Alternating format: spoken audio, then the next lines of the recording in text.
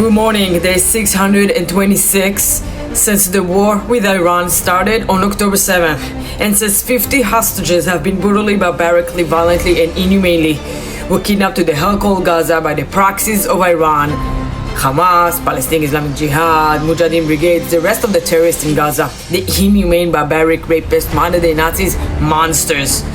We are here every morning, never giving up, to demand from these monsters to let our people go. We demand the immediate release of all 50 hostages at once. One phase, one bus, all of them together. No one is left behind, and Israel should give up nothing. Israel will continue to do whatever it needs to in Gaza to bring back our people. Same as they just brought 3 hostages back home, unalive hostages, for a respectful burial. Finally, the families can close this chapter and mourn as they should. Give them the respectful burial they deserve. Yonatan Samorano, Ofra Kedar, and Shlomi Levinson, may they rest in peace and their memory forever be a blessing. We will continue to do whatever we need to bring the rest of the 50 hostages back home, and that includes attacking in Iran. It is going together.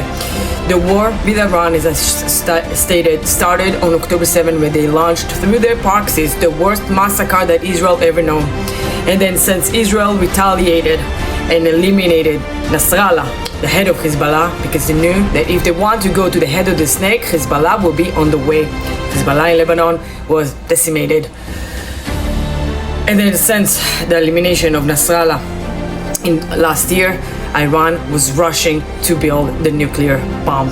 And that's why Israel must have acted now, because there's no other option. If they would have get to have that bomb, a nuclear bomb, atomic bomb, and to use it, there's nothing you can do afterwards. The damage is already done. That's why we act. As it says in the Bible, when someone comes to kill you, you better rise and kill them first. And that's what we did. Now about killing, about eliminating the threat, as we have. And thanks to the USA, who is doing the right thing, preventing a war, preventing a third world war, by eliminating the capabilities, the nuclear sites, 3 nuclear sites that were targeted, hit, and as President Trump has said, it was successfully, accurately. He thanks the pilots who done a great job. Thank you for preventing a catastrophe. And then he continues to talk about MAGA, as in make Iran great again. Well, we need to replace the regime. A regime change is because this regime who kidnapped, hijacked Iran in 1979 with the Islamic Revolution have held their citizens hostage with no freedom, with women being killed because they're not wearing hijab, and so on.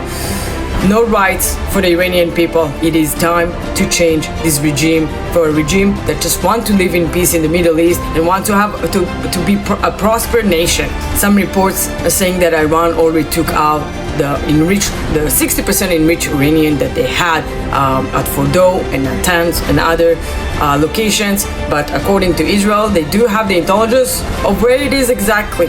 What they're gonna do with that information, up to them to decide. But also Prime Minister Bibi stated that it wasn't just the nuclear weapon. Iran was heading to capabilities of building 300 ballistic missiles every month. They were hoping to get to the dozens of thousands of ballistic missiles, so they will use it to attack Israel all simultaneously.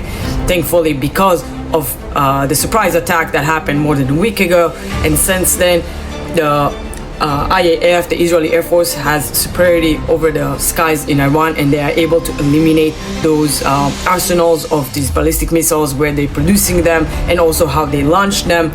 So Israel is going and eliminating this threat as well, while Iran is shooting these ballistic missiles at Israel. But thankfully the numbers are very low right now, which allows the air defense system to intercept majority of the threat. Still, the people in Israel must listen to the home front commands and take shelter when it needed.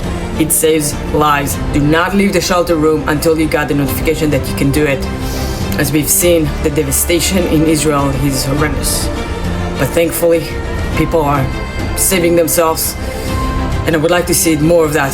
People, the unity between the Israelis together, creating these communities in the shelters. It's beautiful to see. It's sad and beautiful at the same time, but we have no other choice. What is the alternative to all the people who are going against the war right now in Iran, going against the US attack on the nuclear facilities? What is your alternative? We've tried the same thing again and again with no good results. So we can be continuing the same path until eventually Iran will use that atomic bomb on Israel or other US allies or US sites, or actually the United States itself. We must act to prevent a catastrophe. We must act to ensure peace in the Middle East. That's all we want. We came back to our homeland in order to live. After thousands of years in the diaspora, it was time for the Jews to get back to the homeland where they can be safe and where they can live peacefully. And that's exactly what we're going to continue doing.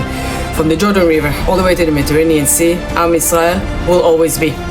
Am Yisrael Chai forever and rising like a lion.